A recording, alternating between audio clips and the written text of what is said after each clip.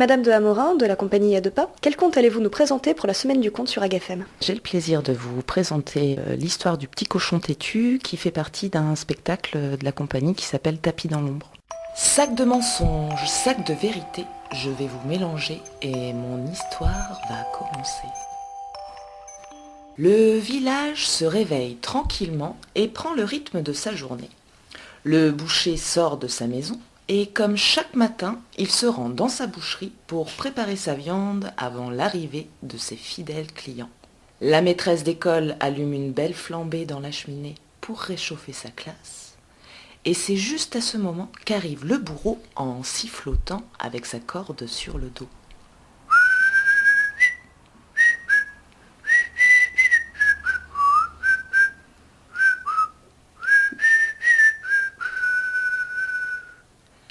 Non loin, il y a Marguerite, la vache. Marguerite, elle adore brouter la bonne herbe fraîche de son pré. Ce qu'elle aime aussi beaucoup, Marguerite, c'est écouter le petit ruisseau qui coule juste à côté. Il y a le petit feu. Lui, il ne s'éteint jamais. Il permet à qui le veut de s'éclairer dans la nuit sombre ou de se réchauffer les jours de grand froid. Il y a le bâton. Il y a le petit chien qui passe toutes ses journées à se balader le long du sentier. Et enfin, il y a le petit cochon, tout mignon. Ce cochon, il appartient à une bonne femme qui a un sacré caractère. Ce jour-là, la bonne femme va voir son petit cochon et elle lui dit « Mon cochon, aujourd'hui, je t'emmène dans la forêt, parce que dans la forêt, il y a des chênes. Et sous les chênes, il y a des glands. Et moi, je sais que les petits cochons, ils adorent les glands. Alors c'est parti, on y va. » Les voilà donc partis tous les deux, jusque dans la forêt.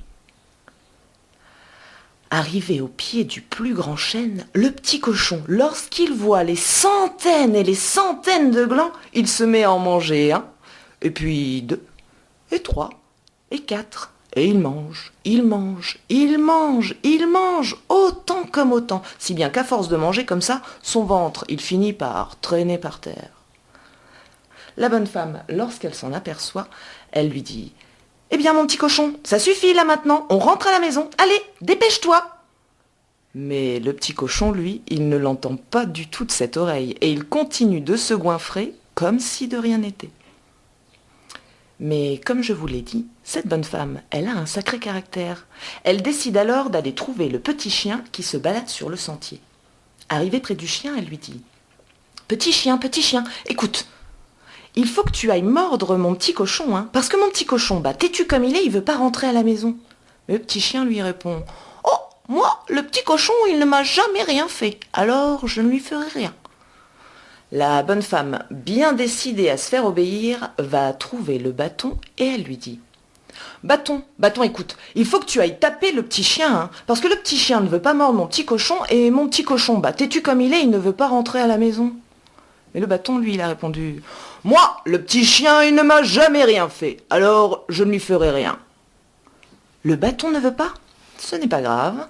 La bonne femme va voir le petit feu et elle chuchote « Petit feu, écoute, il faut que tu ailles brûler le bâton, hein, parce que le bâton ne veut pas taper le petit chien ne veut pas mordre mon petit cochon, et mon petit cochon, têtu comme il ne veut pas rentrer à la maison. » Mais le petit feu, lui, il a répondu « Oh, moi, le bâton, il ne m'a jamais rien fait, alors je ne lui ferai rien. » Le feu ne veut pas? Eh bien, tant pis pour lui.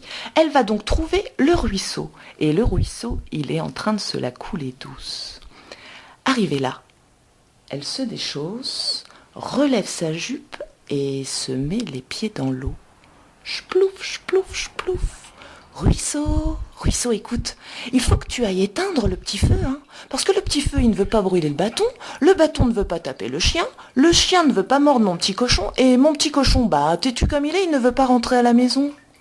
Et le ruisseau, lui, il a répondu « Oh, moi, je coule ici depuis très très longtemps, hein, et le petit feu, il ne m'a jamais rien fait. Alors moi, je ne lui ferai rien. Non, rien de rien. » La bonne femme commence sérieusement à perdre patience. Alors, direction la pâture à toute allure. Une fois dans le pré, elle voit la vache et elle lui dit « Bon, vache, écoute, il faut que tu ailles boire le ruisseau, hein, parce que le ruisseau, il ne veut pas éteindre le petit feu ne veut pas brûler le bâton ne veut pas taper le chien ne veut pas mordre mon petit cochon, et mon petit cochon, bah, têtu comme il ne veut pas rentrer à la maison. Le ruisseau, je l'aime bien, hein, et puis, il ne m'a jamais rien fait, alors moi, je ne lui ferai rien. » La bonne femme n'en croit pas ses oreilles, et sans pitié, elle va voir le boucher, et elle lui dit « Monsieur le boucher, bon, écoutez-moi, il faut aller tuer la vache, hein, parce que la vache, elle ne veut pas boire le ruisseau ne veut pas éteindre le petit feu, lui, il ne veut pas brûler le bâton ne veut pas taper le chien ne veut pas mordre mon petit cochon, et mon petit cochon, bah, têtu comme il veut pas rentrer à la maison. » Le boucher, comme c'est son métier, il a suivi la bonne femme.